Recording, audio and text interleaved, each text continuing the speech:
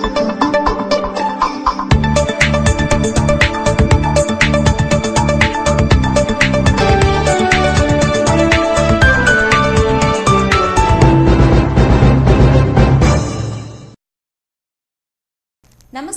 కృష్ణతేజ వార్తలకు స్వాగతం. ముందుగా వార్తల్లోని ముఖ్యాంశాలు. శ్రీవారిని దర్శించుకున్న శాసన మండలి కమిటీ. టీటీడీ సేవలు మరింత విస్తరించాలని చైర్మన్ విజ్ఞప్తి. కమిటీ సభ్యులకు సకల మర్యాదలు చేసిన టీటీడీ అధికారులు. కేంద్ర బడ్జెట్ కేటాయింపుపై అఖిలపక్షం సమావేశం. రాష్ట్రానికి తీరని అన్యాయం జరిగింది. నిధులిచ్చి ఆంధ్ర రాష్ట్రాన్ని ఆదుకోవాలని అఖిలపక్ష నాయకులు డిమాండ్. కుదురు వ్యాపారస్తులను వేధిస్తున్న పోలీసులు. కాకీల తీరును నిరసిస్తూ అలిపిరి స్టేషన్ వద్ద ధర్నా. కలెక్టర్, ఎస్పీలకు ఫిర్యాదు చేస్తామన్న మార్వాడీలు. పాన్ షాపులు బంద్. నగరంలోని అన్ని డివిజన్లకు టీడీపీ కమిటీల ఎంపిక. పార్టీలో కష్టపడే వారికే గుర్తింపు. కార్పొరేషన్ ఎన్నికలకు సమాయత్తం కావాలని పరిశీలకులు వెంకట సుబ్బనాయుడు పిలుపు. తిరుపతిలో భారీ వర్షం. పొంగి పొర్లిన డ్రైనేజీ కాలువలు. ఇబ్బందులు పడ్డ నగరవాసులు. పుష్కరిణి మండపంపై పిడుగుపడి కలశం ధ్వంసం. టీటీడీ చేపట్టే సామాజిక సేవలను మరింత విస్తరింపజేయాలని, వారి సేవా కార్యక్రమాలు ఆదర్శనీయమని రాష్ట్ర శాసన మండలి హక్కుల కమిటీ చైర్మన్ సమంతకమణి అన్నారు. శ్రీవారి దర్శనార్థం రాష్ట్ర శాసన మండలి హక్కుల కమిటీ మంగళవారం రాత్రి తిరుమలకు చేరుకుంది. బుధవారం ఉదయం శ్రీవారిని దర్శించుకున్నారు. టీటీడీ ఆలయ అధికారులు శాసన మండలి కమిటీకి దర్శన వసతి కల్పించారు. దర్శనానంతరం కమిటీ చైర్మన్ మాట్లాడుతూ శ్రీవారిని దర్శించుకోవడం చాలా సంతోషంగా ఉందని అన్నారు. టీటీడీ చేపట్టిన సామాజిక సేవా కార్యక్రమాలు ఆదర్శవంతంగా ఉన్నాయని అన్నారు. ఈ సేవా కార్యక్రమాలను రాష్ట్ర వ్యాప్తంగా విస్తరింపజేయాలని ఈ సందర్భంగా కమిటీ చైర్మన్ సభ్యులు కోరారు. తిరుపతి దేవస్థానం వారి తరపున శాసన మండలి సభ్యులకు కానీ, శాసన సభ్యులకు కానీ ప్రతి ఒక్కరికి మరి వాళ్ళ ప్రివిలేజెస్ ఏ విధంగా కొనసాగిస్తున్నారు, వాళ్ళ ప్రివిలేజెస్ ఏ విధంగా కాపాడుతున్నారు, వాళ్ళ ప్రోటోకాల్ ఏ విధంగా అవలంబిస్తున్నారు అనే విషయానికి పర్యవేక్షణకి ఇక్కడ రావడం జరిగింది. తిరుపతి దేవస్థానం వారు ప్రపంచ యావత్తు ఒకే ఒక దేవుడు మనందరికీ వెంకటేశ్వర స్వామి. ఎక్కడున్నా ఆయన మన వెంట ఉంటాడని, అదేవిధంగా ఒక రాజకీయ వాళ్ళకే కాదు ప్రజలందరికీ కూడా మరి అనాథలకు అన్నదాతగా మరి ఈరోజు విద్యా వైద్య విషయాల్లో కూడా తిరుపతి దేవస్థానం వారు కొనసాగించే అనేక సేవా కార్యక్రమాలు మమ్మల్ని అందరినీ కూడా చాలా సంతోషదాయకంగా మేమందరం కూడా వాటిని పర్యవేక్షించి విని సంతోషపడ్డాం. తాగునీటి సమస్యను పరిష్కరించాలని కోరుతూ మహిళలు రేణిగుంట ఎంపీడీఓ ఆఫీస్ ఎదుట ఆందోళన చేశారు. రేణిగుంట మండలం కరకంబాడి మెట్టలో సుమారు 2 నెలలుగా తాగునీటి సరఫరా సక్రమంగా చేయడం లేదని 8వ వార్డు మహిళలు బుధవారం రేణిగుంట ఎంపీడీఓ ఆఫీస్ ఎదుట ఖాళీ బిందెలతో ఆందోళన నిర్వహించారు. ఈ సందర్భంగా అంకమ్మ మాట్లాడుతూ తాగునీటి సమస్య ఇబ్బందులు పెడుతున్నా పట్టించుకోవడం లేదని అన్నారు. స్థానికంగా ఎవరూ పట్టించుకోకపోవడంతోనే ఎంపీటీఓ ఆఫీస్ వద్ద నిరసన తెలపాల్సి వచ్చినట్లు తెలిపారు. సుగుణ మాట్లాడుతూ పంచాయతీ అధికారులు కానీ, సర్పంచ్ కానీ తాగునీటి సమస్య గురించి పట్టించుకోవడం లేదని విమర్శించారు. ఈ కార్యక్రమంలో మహిళలు సరస్వతి, జయంతి, శైలజ తదితరులు పాల్గొన్నారు. నగరంలోని పురాతన పాఠశాలను మరమ్మతు చేసి ప్రమాదాలను అరికట్టాలని మాజీ కౌన్సిలర్ నవీన్ కుమార్ రెడ్డి కోరారు. బుధవారం తిరుపతిలోని బాల తేజస్సు పాఠశాలను పరిశీలించారు. వీధి పిల్లల సంరక్షణార్థం నిర్వహిస్తున్న పాఠశాల పురాతన భవనం కావడంతో ప్రమాద నిలయంగా మారిందని అన్నారు. తిరుపతి కార్పొరేషన్ పరిధిలోని పురాతన కార్పొరేషన్ పాఠశాల భవనాలను మరమ్మతు చేసి విద్యార్థులకు రక్షణ కల్పించాలని కోరారు. అదే కాక అకాల వర్షాల కారణంగా నగరంలో పురాతన భవనాలు కుప్పకూలుతున్నాయని పేర్కొన్నారు. నగర కమిషనర్ దీన్ని గుర్తించి అలాంటివి తొలగించి ప్రజల ప్రాణాలకు రక్షణ కల్పించేలా చర్యలు చేపట్టాలని నవీన్ కుమార్ రెడ్డి కమిషనర్ని డిమాండ్ చేశారు. 2015-16 ఆర్థిక సంవత్సరానికి గాను 84.19 కోట్ల రూపాయల అంచనాల బడ్జెట్ను నగరపాలక సంస్థ పాలకవర్గం ఏకగ్రీవంగా ఆమోదించినట్లు మేయర్ కటారి అనురాధ తెలిపారు. కార్పొరేషన్ కార్యాలయంలో బుధవారం మేయర్ అనురాధ అధ్యక్షతన ప్రత్యేక కౌన్సిల్ సమావేశం నిర్వహించారు. వివిధ పన్నుల ద్వారా వచ్చిన ఆదాయాన్ని సమావేశంలో తెలియపరిచారు. ఇంటి పన్నులు, నీటి పన్ను, ఆస్తి పన్ను తదితర వివరాలను తెలియజేశారు. గత ఏడాది, ఈ ఏడాది వచ్చిన ఆదాయ వ్యయాలను చదివి వినిపించారు. భవిష్యత్తులో నగరపాలక సంస్థ అభివృద్ధికి నిధులు పెద్ద మొత్తంలో విడుదలయ్యేందుకు శక్తి వంచన లేకుండా కృషి చేస్తామన్నారు. ఈ సమావేశంలో ఉప మేయర్ సుబ్రహ్మణ్యం, కమిషనర్ శ్రీనివాసరావు, అధికారులు, ఇంజనీర్లు, కార్పొరేటర్లు పాల్గొన్నారు. చంద్రగిరి గ్రామ పంచాయతీలో నూతనంగా నిర్మించిన షాపింగ్ కాంప్లెక్స్లోని భవనాలను వేలంపాట ద్వారా పాడుకోవాలని చంద్రగిరి ఎంపీడీఓ వెంకటనారాయణ అన్నారు. చంద్రగిరి గ్రామ పంచాయతీ కార్యాలయంలో బుధవారం షాపింగ్ కాంప్లెక్స్ లో 16 భవనాలకు వేలంపాట నిర్వహించారు. చంద్రగిరి నుంచే కాక ఇతర ప్రాంతాల వారు సైతం వేలంపాటలో పాల్గొన్నారు. అత్యధికంగా గదుల కోసం వేలంపాట పాడారు. గదుల కోసం పలువురు పట్టణ ప్రజల మధ్య తీవ్ర పోటీ నెలకొంది. నువ్వా నేనా అంటూ గదుల కోసం అధిక మొత్తం వెచ్చించి వేలంపాటలో గదులను దక్కించుకున్నారు. కేవలం ఎస్సీ, నాయీ బ్రాహ్మణులు కేటాయించిన గదులు మాత్రం 6,000 రూపాయల చొప్పున పలువురు దక్కించుకున్నారు. మిగిలిన 13 గదులలో ఒక్కొక్క గదికి 7,000 రూపాయల నుంచి 10,000 రూపాయల వరకు పోటీ పడి గదులు దక్కించుకున్నారు. ఈ సందర్భంగా ఎంపీడీఓ వెంకటరమణ మాట్లాడుతూ వేలంపాట పాడుకున్న వారు 2 సంవత్సరాల వరకు గది తమ ఆధీనంలో ఉంటుందన్నారు. కేవలం వ్యాపారం కోసమే ఈ గదులు వేలంపాట నిర్వహించామని, ఇతర అసాంఘిక కార్యక్రమాలు ఎలాంటివి చేయరాదన్నారు. ఈ కార్యక్రమంలో సర్పంచ్ ఉమామహేశ్వరి, ఈఓపీఆర్డి వెంకటరత్నం, కార్యనిర్వహణాధికారిణి మోతి, ఎంపీటీసీలు సీఎం కేశవులు, బండారు జ్యోతి, మాజీ జెడ్పీసీసీ సభ్యురాలు అమ్ములు తదితరులు పాల్గొన్నారు. రేణిగుంట విమానాశ్రయ సాంకేతిక భవనంలో DVOR పరికరంలో ఏర్పడిన సాంకేతిక లోపం కారణంగా స్పైస్ జెట్ విమానం రద్దయింది. రేణిగుంట విమానాశ్రయం సాంకేతిక భవనంలో Doppler very high frequency omni range మరమ్మతులకు గురి కావడాన్ని బుధవారం ఉదయం అధికారులు గుర్తించారు. దీని కారణంగా విమానం రాకపోకలకు సంబంధించిన సిగ్నల్స్ రావని గుర్తించిన అధికారులు ఉన్నతాధికారులకు సమాచారం అందించారు. ఉదయం స్పైస్ జెట్ విమానం రద్దు కావడంతో ప్రయాణికులు ఇబ్బందులు పడ్డారు. అనంతరం స్థానిక సాంకేతిక ఇబ్బంది మరమ్మతులు చేయడంతో మధ్యాహ్నం నుంచి విమానాలు యథావిధిగా రాకపోకలు సాగించాయి.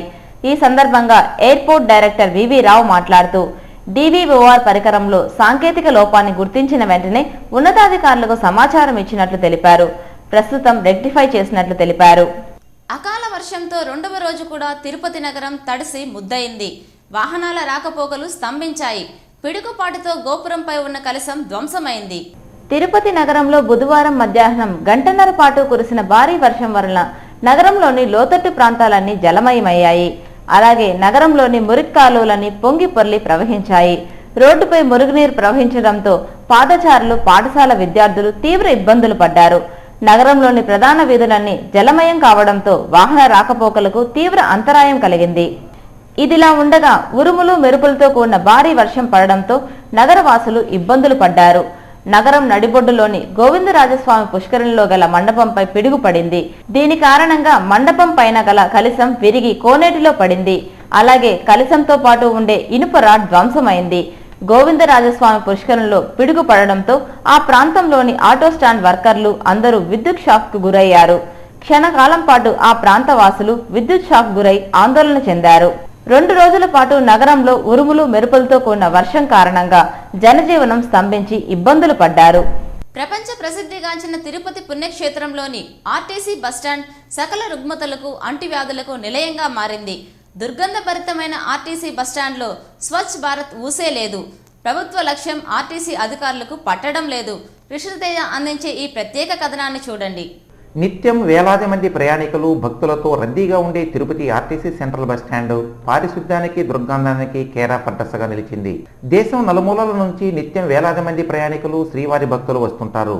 ఆర్టీసీ సంస్థకు ఆదాయాన్ని అందించే డిపోలలో తిరుపతి అగ్రభాగంలో ఉంది. అలాంటి బస్టాండ్లో పారిశుద్ధ్య లోపం కొట్టొచ్చినట్లు కనిపిస్తోంది. సెంట్రల్ బస్టాండ్లో బహిరంగ మూత్ర విసర్జన సర్వసాధారణంగా మారింది. బస్టాండ్లోని మరుగుదొడ్ల నిర్వహణ తీరు సరిగా లేనందున బహిరంగ విసర్జనకు ప్రయాణికులు పాల్పడుతున్నారు.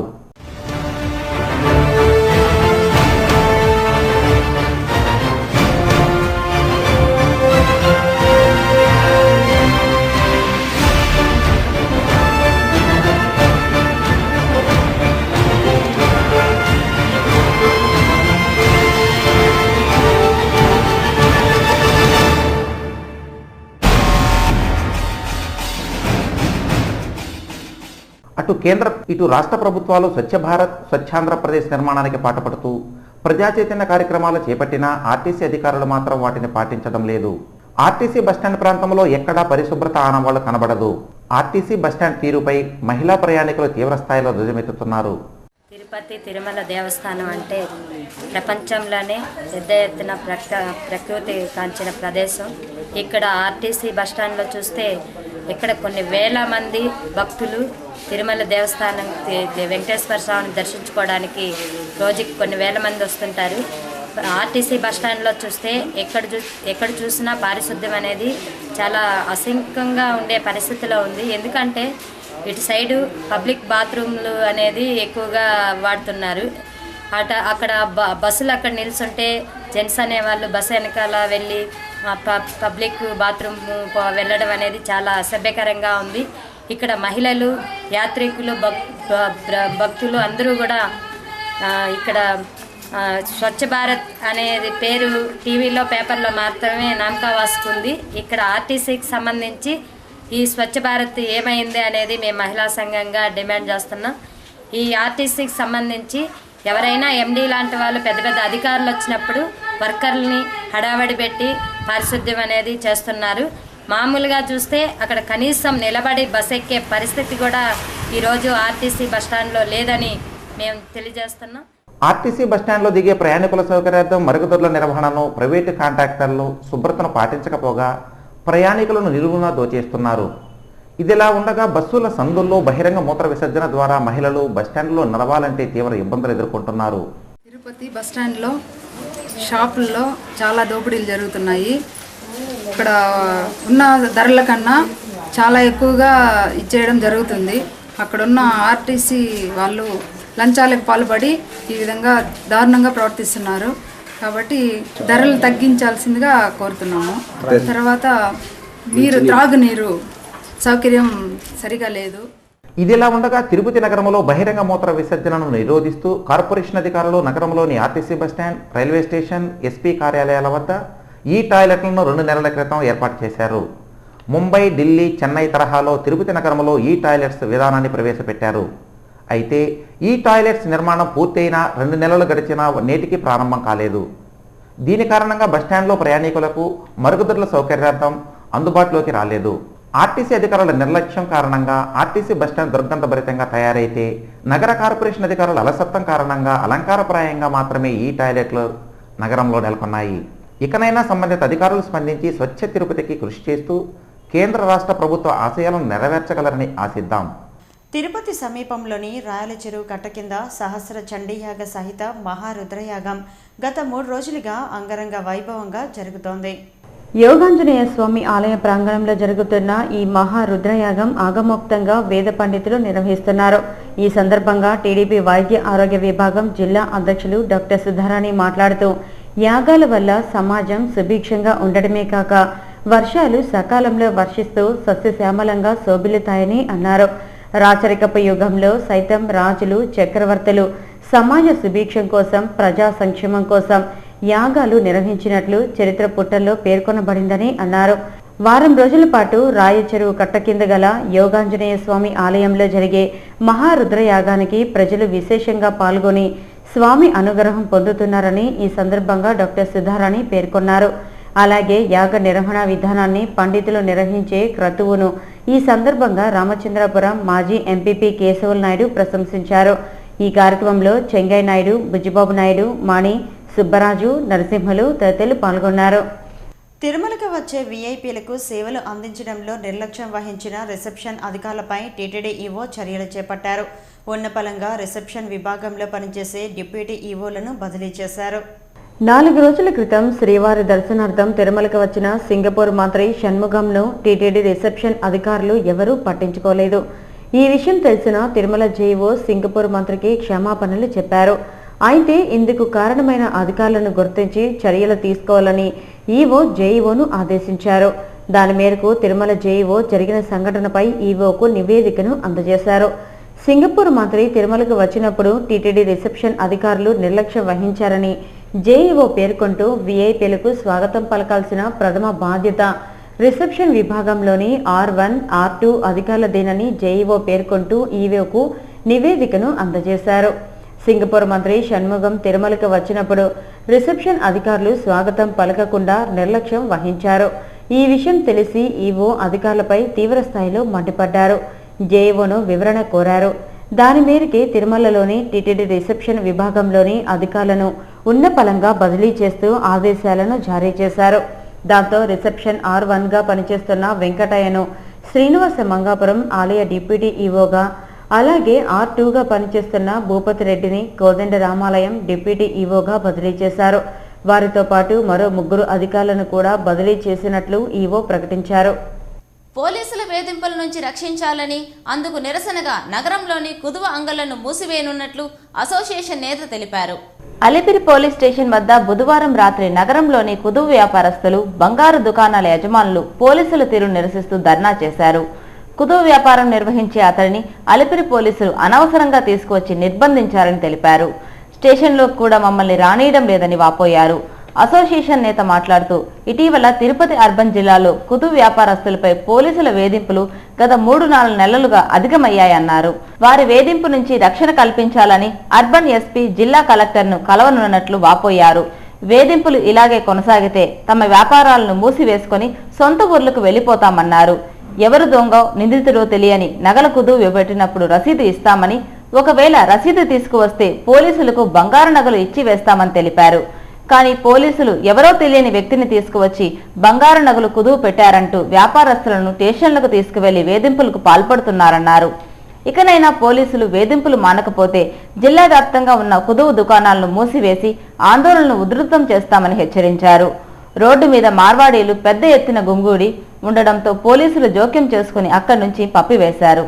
బీజేపీ ప్రభుత్వం ప్రవేశపెట్టిన బడ్జెట్ 28 రాష్ట్రాల ప్రజలు తప్పుపడుతున్నారని, బడ్జెట్లో నవ్యాంధ్రప్రదేశ్కు తీరని అన్యాయం చేశారని పలువురు అఖిలపక్ష పార్టీల నేతలు తెలిపారు. ప్రెస్ క్లబ్లో బుధవారం ఏర్పాటు చేసిన ఆంధ్రప్రదేశ్ విభజన హామీల సాధనపై అఖిలపక్ష పార్టీల నేతల రౌండ్ టేబుల్ సమావేశం జరిగింది. ఈ సమావేశంలో పలువురు వక్తలు తమ అభిప్రాయాలను వ్యక్తం చేశారు. ఎస్వి చిల్డ్రన్స్ హైస్కూల్ అధినేత కెఎస్ వాసు నరసింహాచారి మాట్లాడుతూ, కేంద్రం బడ్జెట్ అన్ని వర్గాల ప్రజలను నిరాశపరిచిందన్నారు. ఏపీకి ప్రత్యేక హోదా, రైల్వే జోన్ల ఏర్పాటు, రాయలసీమకు ప్రత్యేక బడ్జెట్ కేటాయించకపోవడంపై ప్రజల్లో విమర్శలు తలెత్తాయని పేర్కొన్నారు. అనంతరం మాంగాటి గోపాల్ రెడ్డి, రాంభూపాల్ రెడ్డి మాట్లాడుతూ, రాష్ట్ర విభజన తర్వాత రాష్ట్రాన్ని అన్ని విధాలుగా ఆదుకుంటామని చెప్పి ఆర్థిక, రైల్వే బడ్జెట్లలో ఏమాత్రం నిధులు కేటాయించకపోవటం దారుణమన్నారు. సామాన్య, మధ్యతరగతి ప్రజలపై భారం మోపే విధంగా బడ్జెట్ కేటాయించడం దారుణమన్నారు. పోలవరం ప్రాజెక్టు నిర్మాణాన్ని 100 కోట్ల రూపాయలు కేటాయించారని, దీనివల్ల 100 సంవత్సరాలకు కూడా ప్రాజెక్టు పూర్తి కాదని చెప్పారు. నవీన్ కుమార్ రెడ్డి మాట్లాడుతూ, రైతులను బడ్జెట్ నిరాశపరిచిందని, వ్యవసాయ రుణాల లక్ష్యాలను పెంచడం మంచి కార్యక్రమమే అయినప్పటికీ గిట్టుబాటు ధర కల్పించడం, పంటల బీమా తదితర అంశాలకు ప్రాధాన్యం ఇవ్వలేదని పేర్కొన్నారు. బడ్జెట్లో పేదల సంక్షేమాన్ని పూర్తిగా విస్మరించారని, మనకు రావాల్సిన నిధులు సక్రమంగా రావాలంటే జనసేన పార్టీ అధ్యక్షులు పవన్ కళ్యాణ్ కేంద్రానికి, రాష్ట్రానికి వారధిగా పనిచేసి నిధులు వచ్చేలా కృషి చేయాలని కోరారు. అన్ని రాజకీయ పార్టీల నేతల చొక్కాలను పట్టుకుందామని పేర్కొన్నారు. రాష్ట్రం విడిపోతే ఎన్నో అనర్థాలు వస్తాయని ఆనాడు ముఖ్యమంత్రి కిరణ్ కుమార్ రెడ్డి చెప్పినా ఎవ్వరూ పట్టించుకోలేదన్నారు. అనేక గ్రామాల్లో మౌలిక వసతులు పూర్తిగా కొరవడినాయని తెలిపారు. సంపన్నులు, కార్పొరేట్ వర్గాలకు రాయితీలు ఇచ్చారని తెలిపారు. అనంతరం భానుప్రకాష్ రెడ్డి, సామంచి శ్రీనివాస్ మాట్లాడుతూ, రాష్ట్రానికి మనమంతా కలిసి సాధించుకోవాల్సిన అవసరం ఎంతైనా ఉందన్నారు. మన రాష్ట్రానికి ఏవైతే వనరులు ఏ విధంగా సాధించుకోవాలో ఆలోచించాల్సిన అవసరం ఎంతైనా ఉందని పేర్కొన్నారు. కేంద్ర ప్రభుత్వం 28 రాష్ట్రాల ప్రజలను దృష్టిలో పెట్టుకుని బడ్జెట్ ప్రకటించిందన్నారు. ఆంధ్రప్రదేశ్కు కేటాయించిన నిధుల పట్ల బీజేపీ నేతలు అసంతృప్తి ప్రకటించారన్నారు. విభజన చట్టంలో ప్రత్యేక హోదాపై స్పష్టత ఇవ్వలేదన్నారు. వాస్తవాలను కొంతమంది నేతలు వక్రీకరించి ఆరోపించడం తగదని తెలిపారు.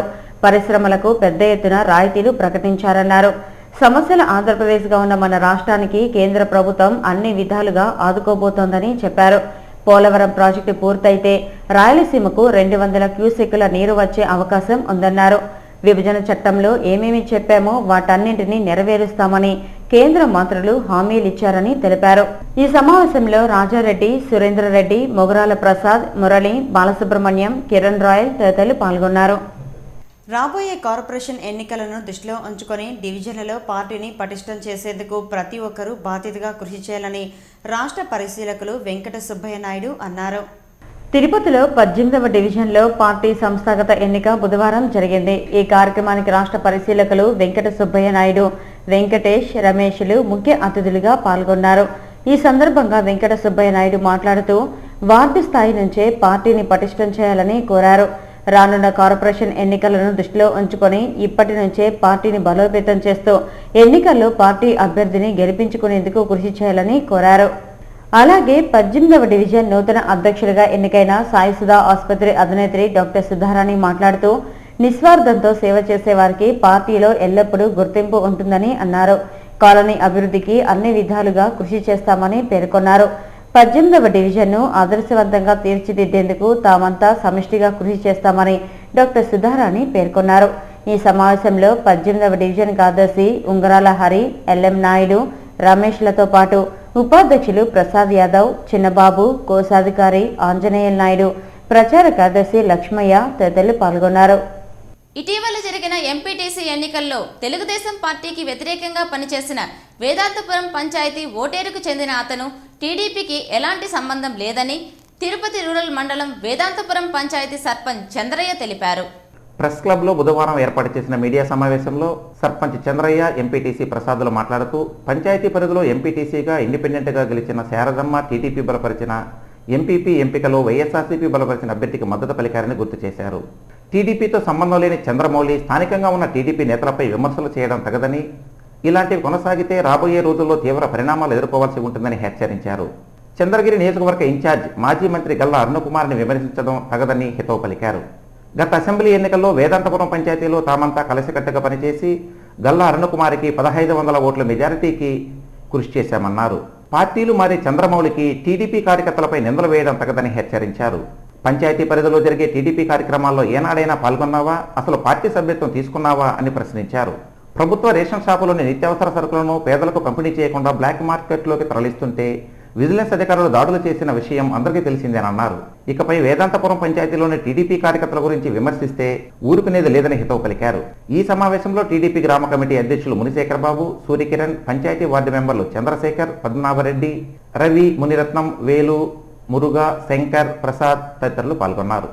శ్రీకాళహస్తిలో రోడ్డు విస్తరణ పనుల్లో జాప్యంతో వాహనదారులు తీవ్ర ఇక్కట్లు ఎదుర్కొంటున్నారు. శ్రీకాళహస్తి పట్టణంలో ట్రాఫిక్ నియంత్రణ నిమిత్తం పూతలపట్టు నాయుడుపేట జాతీయ రహదారిలో శ్రీకాళహస్తి చర్చి కాంపౌండ్ నుంచి చెన్నై శ్రీకాళహస్తి రోడ్డు వరకు అనుసంధానం చేస్తూ ఏర్పాటు చేసిన 4 లైన్ల రోడ్డును 2 లైన్ల రోడ్డుగా నిర్మించి ఆర్ఎండ్బి అధికారులు చేతులు దులుపుకున్నారు. నిర్మాణ పనులు అత్యంత జాప్యంగా జరుగుతున్నందున వాహనదారులు అవస్థలు వర్ణనాతీతంగా ఉంది. ఈ మార్గంలోని కల్వర్టులను అరాకరోగా నిర్మించిన ఆర్ఎండ్బి అధికారులు కనీసం సూచిక బోర్డులను కూడా ఏర్పాటు చేయలేదని స్థానికులు వాపోయారు. ఈ రోడ్డు మార్గంలో హై వోల్టేజీ విద్యుత్ తీగలు కేవలం 20 అడుగుల ఎత్తులోనే ఉన్నాయని, ఫలితంగా ప్రమాదాలు సంభవించే అవకాశాలున్నాయని వాహనదారులు తెలిపారు. సంబంధిత అధికారులు స్పందించి తగిన చర్యలు చేపట్టాలని స్థానికులు కోరుతున్నారు. సుందరయ్య నగర్లో తెలుగుదేశం పార్టీ బలోపేతానికి పార్టీ నాయకులు, కార్యకర్తలు కృషి చేయాలని టీడీపీ జిల్లా పరిశీలకులు సూరా సుధాకర్ రెడ్డి తెలిపారు. సుందరయ్య నగర్లో బుధవారం 34వ డివిజన్ టీడీపీ అధ్యక్ష ఎన్నిక జరిగింది. ఈ సందర్భంగా ఏర్పాటు చేసిన సమావేశంలో సూరా సుధాకర్ రెడ్డి మాట్లాడుతూ పార్టీలో పనిచేసే నాయకులు, కార్యకర్తలకు తగిన గుర్తింపు ఉంటుందని, పార్టీ చేపట్టే కార్యక్రమాలను ప్రజల్లోకి తీసుకెళ్లాలని పిలుపునిచ్చారు. అన్ని డివిజన్లలో పార్టీ కార్యకర్తల సమక్షంలో నూతనంగా ఎన్నుకునే నేతలను మెజార్టీ దామాషా ప్రకారమే జరుగుతుందని పేర్కొన్నారు. అందరికీ అందుబాటులో ఉండే మునిశేఖర్ రాయల్ను అధ్యక్షునిగా, ప్రధాన కార్యదర్శిగా చేజేర్ల మనోహరాచారితో పాటు పలువురిని సభ్యులుగా ఎన్నుకున్నారు. ఈ సమావేశంలో పార్టీ నేతలు కృష్ణమూర్తిరెడ్డి, ఊట్ల సురేంద్ర నాయుడు, రామ్మూర్తి నాయల్, గోవింద్ కృష్ణయ్య తదితరులు పాల్గొన్నారు.